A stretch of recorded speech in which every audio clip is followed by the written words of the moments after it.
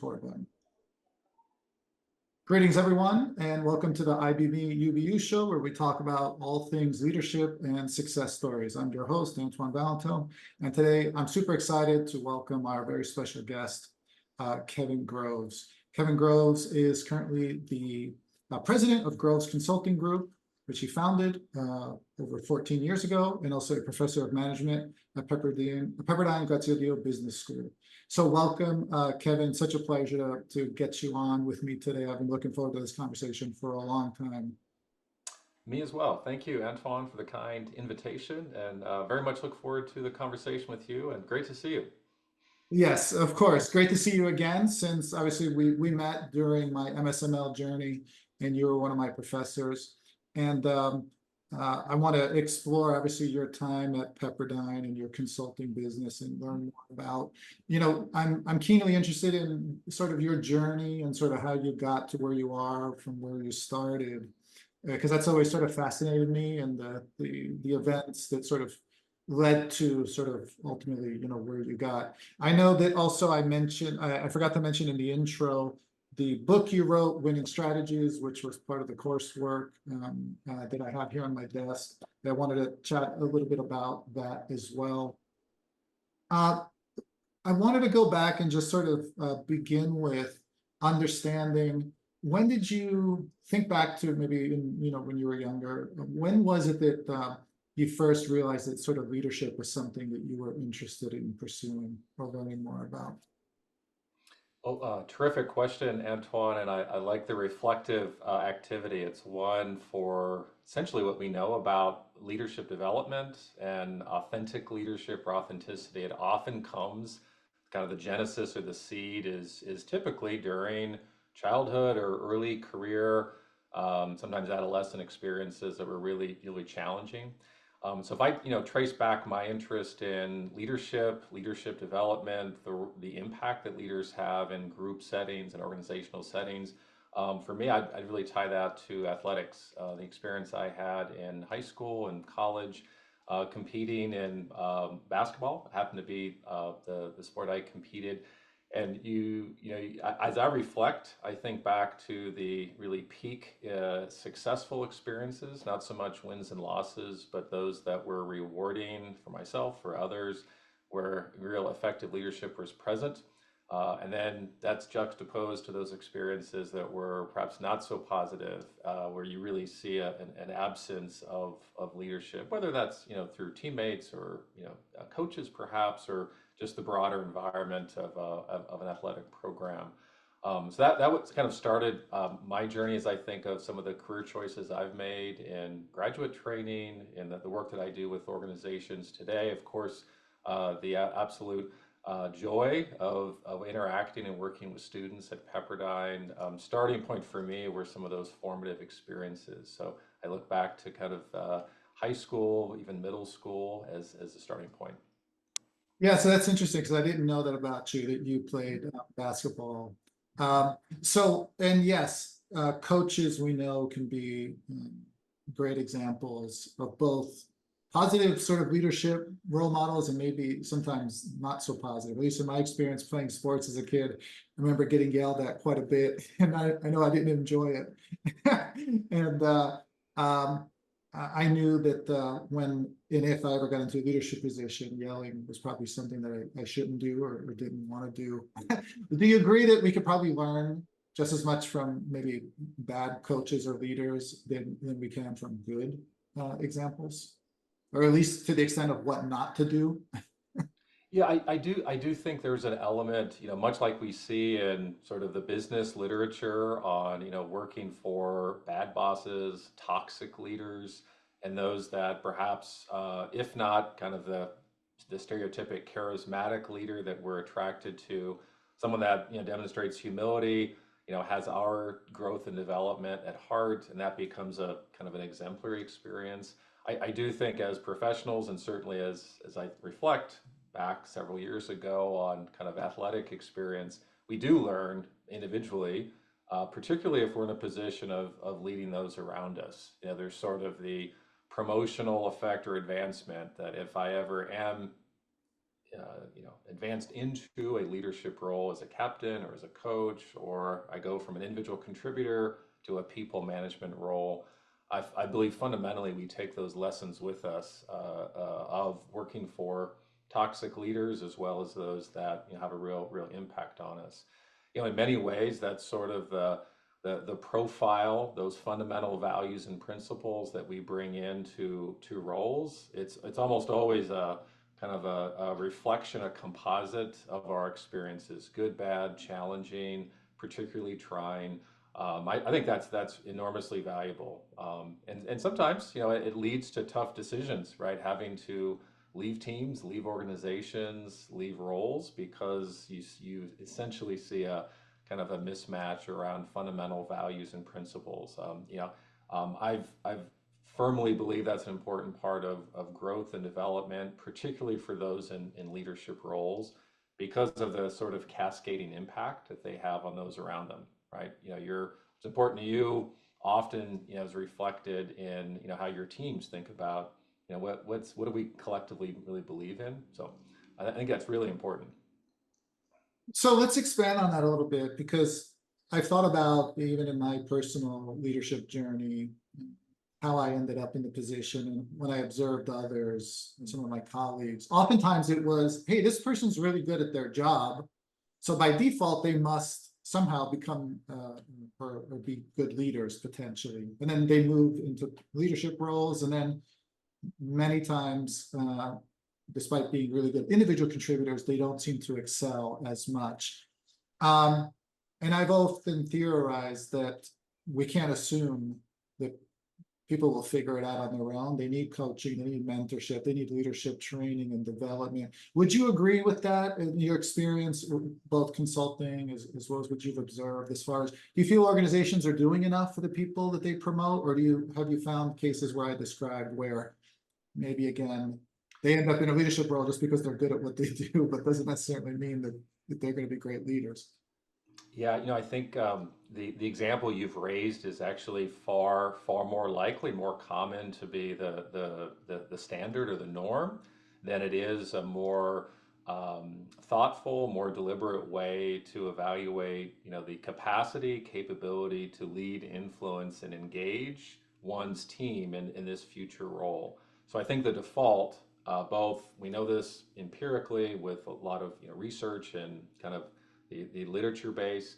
And I can tell you from my consulting work in this space over a good number of years, it's sort of the default position. We promote on the basis of technical expertise, competence, and/or familiarity with the business or the role, and that leads organizations into a lot of challenges. And frankly, it puts a lot of very technical, very skilled individual contributors in a difficult position where the work that they love is staying very close to the business, and they're in a position now of having to engage their teams, having to be really skilled in giving feedback, managing performance of teams, essentially in a position of kind of this skilled collaborator, putting people in a position to collaborate thoughtfully as opposed to where they really know best. So for a lot of organizations, in fact, that frames a lot of the work that I do with firms is to try to help, how can we improve the succession planning talent review process where it's a far more deliberate way of saying, we have team members who have incredible expertise, technical and/or knowledge of the business and the markets they engage, but how do we better understand the other aspects of their profile that are going to be really important when they're managing teams and business units and ultimately enterprises? That part of evaluating one's likelihood to succeed in those roles, that's where most organizations still struggle because it takes a lot of takes some deliberate process and building kind of a mechanism for doing so, and organizations that do have really incredible success. Indeed. So it requires obviously resources on the organization's part to make sure they're doing everything to set their um, all employees, obviously, but specifically the first-time managers that again may not necessarily have any formal sort of training coming into the role, but again, have shown themselves or distinguished themselves in an individual contributor type role. So in those cases, I know that problems will start to arise oftentimes where the team members will either underperform as a result of the lack of leadership or poor leadership. And then one of two things I find generally happens. Either those people eventually just get frustrated and leave, or they share feedback, and the manager may or may not be open to that feedback and be willing to change. So talk to me about those cases where, again, maybe things don't go wrong.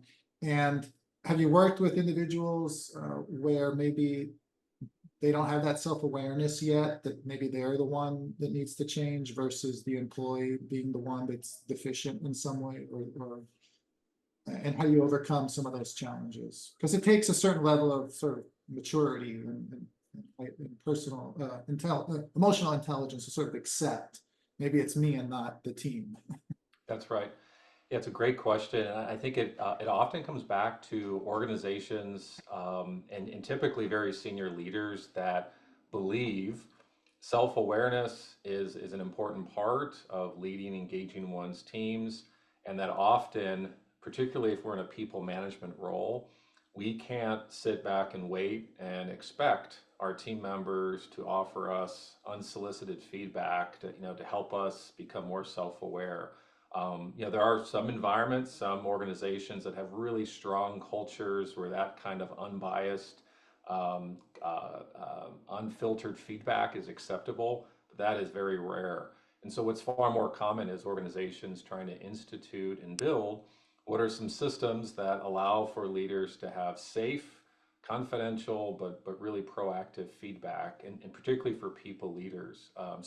One example that's quite common, we do a lot of this work in my firm, is build multi-source 360 feedback systems for often for exclusively for those individuals in people management roles. So starting with manager, senior manager, director level and above. And the key here is not to institute these tools as performance review mechanisms, that it's an evaluative process, that we're trying to be more nuanced with how we award merit increases or incentive pay systems. There's a place for that, but when it comes to developing leaders and enhancing the leadership impact, the more that 360 multi-source assessment systems tools can be developmentally focused, the person being provided the feedback is empowered to use it. That's where the self-awareness or absence of self-awareness that you referenced really starts to move in very powerful ways. Now, not for everyone. Certainly, there are some where often you pair 360 feedback with coaching systems and processes that can be quite helpful. In fact, I would argue, an ethical responsibility to ensure for any leader going through really powerful feedback experience, a structured coaching process is incredibly helpful. But that's where you see some real gains. The more that we empower those in leadership roles to use the feedback and improve their self-awareness, the more likely they're going to move the needle behaviorally. If we fall into the trap of making it an evaluative process, usually that's where kind of the process can run amok and then sometimes go against the outcomes that you want. But it's an incredible lever for the kind of leadership influence that you're describing. Hmm. Yeah, I remember my first experience early in my leadership journey regarding 360 feedback, and I was definitely uh, nervous about it. And then I remember it was pivotal moment when I finally was made aware of some blind spots, and I was willing to sort of make changes based on what I heard. So I appreciated my team telling me how bad I was at the time. And I applaud them for speaking up. And I encourage everyone to do the same if they're not happy to speak up, because sometimes leaders aren't aware. Well, I think you bring up an important point on often well-designed, customized 360 assessment experiences do both, raising self-awareness of aspects of your profile, all of our impact on others, where maybe there is room to grow. It's a development area, it's something we need to improve, but it almost always also identifies here's an aspect of how I influence and engage my team that's important to them. It actually helps them, and I'm unaware of it. These sort of hidden strengths that can be enormously helpful, particularly for first-time people managers. We found that in our work with firms, when you have groups of first-time people leaders, they're often unaware of the kind of tactics, behaviors, the sort of behavioral competencies that they engage with their teams that really are important. But again, given that organizations typically don't have systems where it's safe to provide that kind of feedback, they're simply unaware of where they excel. So that I think is really a valuable tool to keep in mind, that can often identify a strength that then becomes a point of leverage moving forward for leaders, particularly those early in their careers. Yeah, it's interesting. I know that I've often said, I really, as a leader, I can't help anyone that doesn't want to be helped. And I'm wondering, in your consulting experience, you're brought in by organizations, again, I'm assuming by senior leadership, but perhaps there's members of a team that you're helping that aren't as open to working or improving upon their sort of leadership. Have you ever encountered that? And if so, what are some of the strategies or techniques you use maybe to get people to open up to at least being open to potentially learning something that could make them better leaders, if there's show sort of hesitation or reluctance? Yeah, it's a great question, and I think it's actually kind of couched in the current environment in which we operate, with the ubiquitous digital transformations happening all around us. Regardless of industry sector, most organizations are going through this transformation of their products, their service, or internal business practices through digitization, which often does, sometimes perceptually present this sort of existential threat of what I've really excelled at as a professional. Perhaps I'm being asked to do something very different, and I have a natural maybe resistance to that. Mhm. So I think that is one maybe common increasing factor that comes up with, are there team members who perhaps are underperforming and or maybe aren't showing the sort of willingness to say, yes, I'm willing to engage my work in a very different way because our business has changed, or am I willing to kind of traverse a sort of retraining or job crafting where I'm really being asked to do something quite different. But those strategies also require, from a senior leadership perspective, and we work with firms in this regard, having to rethink: is it a team member who's underperforming and maybe doesn't have a willingness, or is it a matter of what might those different opportunities be now that our business has transformed, or at least a part of it? So the strategies per se, job crafting, absolutely. I'm thinking about the retraining of putting people through meaningful learning and development opportunities to provide that bridge to other roles. And these things don't happen overnight. Usually, you have kind of a programmatic approach, 6 to 12 months to allow that to take place. And then, frankly, there are instances where the kind of values and fit are perhaps at a point where a team member is feeling other opportunities provide stronger alignment. So I don't want to rule that out, but the more proactive approach would be, how do we redesign roles, think about job crafting, customizing, creating roles that really align to one's skill set, and then in some cases learning and development, which is more of a, how do we think about repositioning a team member for a different opportunity because the business now demands it. We're in this era of real change. Very exciting, but it also presents this can present sort of the existential threat to team members. And that I think is a leadership responsibility, right? That's something we have to be thoughtful about. Indeed. And Also, would you agree, a responsibility of leadership is to help create sort of a culture in an environment where everyone can thrive? And I know you have a PhD in organizational behavior. Can you just talk a little bit about, I've always been fascinated about, again, why do we say and do the things that we do? What motivates us to take certain actions or not, etc. So can you talk to me about, again, how organizations and leaders can consciously sort of think about and make an effort to create such an environment where people can thrive? Yeah, it's a great question. I think it's sort of at the heart of, we think of the employee experience in organizations being, you know, an ethical sort of duty, responsibility to ensure a dignified an experience of dignity in the workplace. So in thinking of organizational behavior, are people engaged? Do they feel satisfied in their role? Are they energized? Are they able to thrive and contribute to the organization? And what are leaders' role in making that happen? One sort of umbrella concept that increasingly is I think appropriate in today's environment is to say, well, if organizations maybe are going through all the digitization and transformations that's happening, is that taking away a bit or maybe a lot of the humanity and human experience that we have through relationships with one another, relationships with leaders, even being present in the workplace, of course, with where we are with hybrid work.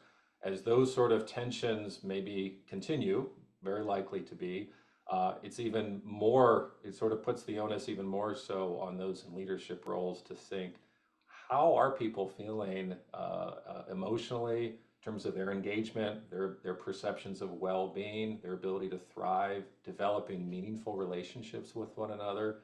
If that's still important to having a high performance culture, having high performers, team members that are able to be at their best, then we have to be think differently and be more thoughtful about that. So from a leadership perspective, I would argue that's always been important. We know that if you're engaged in your work, you feel you perceive that you have high meaningfulness of the work that you do, a sense of purpose. You're more likely to be a better team member. You're more likely to be a higher performer. That's always been the case. In our current era, I would argue it's even the risk that people don't feel that, through digitization and other ways the business is changing. There's even more of a risk, perhaps, of people feeling disconnected, people feeling isolated, maybe people feeling they don't really have a sense of what's my role? Do I have a passion for the work that we do? So it puts even more of a premium on how leaders are managing the well-being and emotional experience of their team members. So you touched on technology.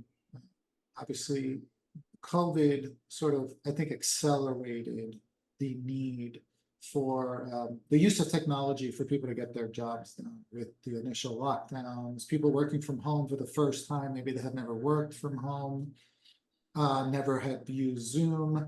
Now this became part of their daily sort of activity.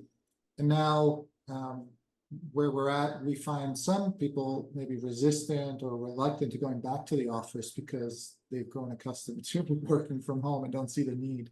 So I'm just curious, I'm a big fan of both and ultimately choice for leaders and teams to decide, can this work be done remotely? Can it be done in person or maybe some combination? What are your thoughts regarding work from home versus hybrid or fully remote? Yeah, the great question, and one that sort of has been at the forefront for businesses, post COVID, but perhaps has really, started before then. As we've become more familiar with virtual collaboration tools, and that as those tools have improved, even pre-COVID, it does sort of create a tension around what kind of in-person, face-to-face community building, kind of relationship building, do we need to balance? Balance with local leaders, team leaders, their choice to say, for our team members, for us, here's the right ratio or mix of in-person versus work from home.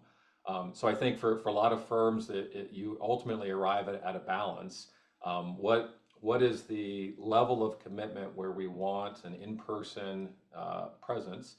And I think where you see a lot of this, frankly, is with a lot of technology firms, companies, and the argument is for us to be at our best in order to innovate, in order to have meaningful collaboration where we actually have to be with one another.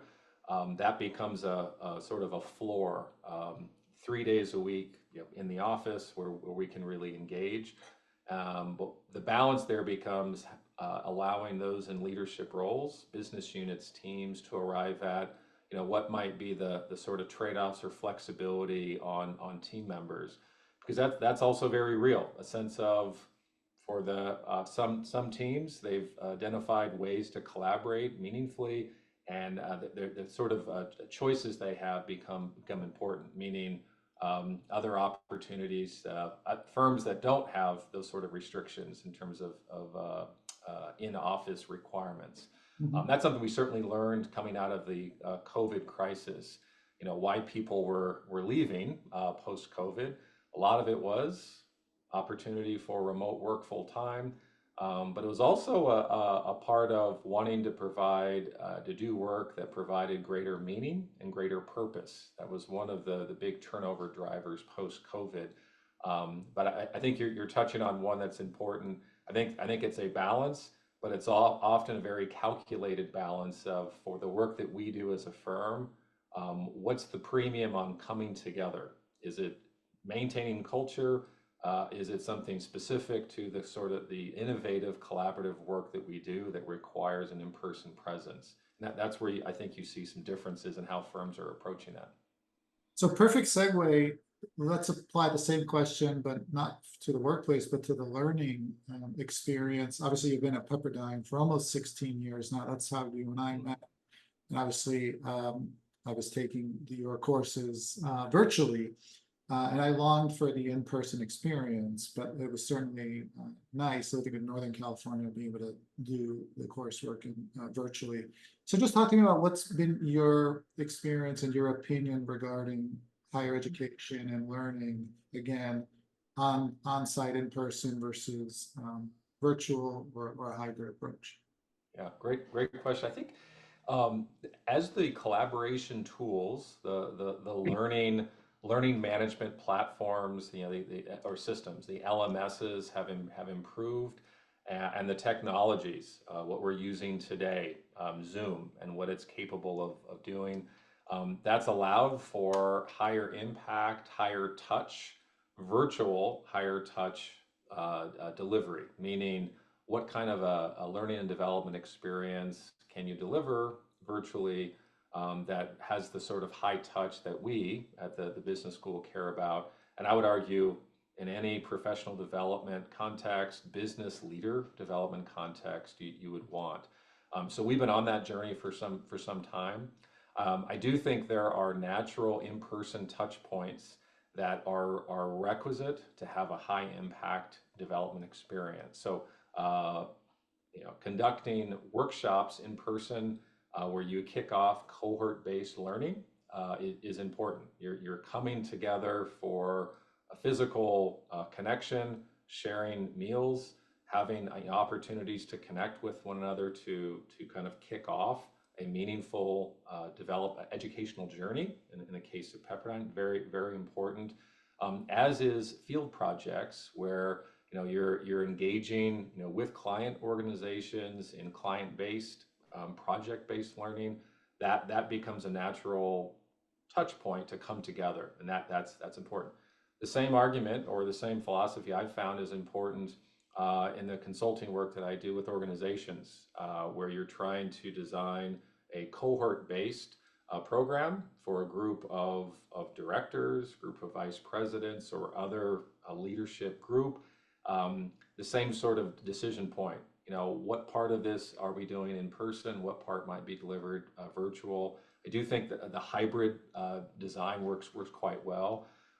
But it's quite meaningful to bring people together for things like executive leadership team panels, where it's the first time a group of up and coming leaders, those in the middle of the organization, directors, first time they get a chance to interface with the senior leadership team in a live panel session where there's meaningful engagement. And that's the kind of touch point that really has to be in person to have that kind of effect that you would want. Whereas, other opportunities to leverage virtual learning tools that can be helpful. So in the end, I think hybrid designs really have incredible impact in both contexts. Indeed, and again, I know I appreciated it, both the online, but certainly those in-person opportunities we had, including the global intensives and traveling to foreign countries and getting to That's experience right. cultures. The last thing I wanted to ask you about before we run out of time, of course, is the book. I've always thought and dreamed about one day potentially writing a book. You've done it, and I think it's really impressive. I know I enjoyed the book. Just talk to me about sort of what made you decide to write a book and what that process was like for you. Certainly. It goes back to some of my earlier research and consulting interests were in leadership development, trying to better understand change-oriented leaders. I spent many years, my dissertation was on charismatic leadership and how they drive organizational change in organizations. I've done a lot of work in this space around transformational leadership competencies, essentially skill sets that leaders need to drive big change initiatives.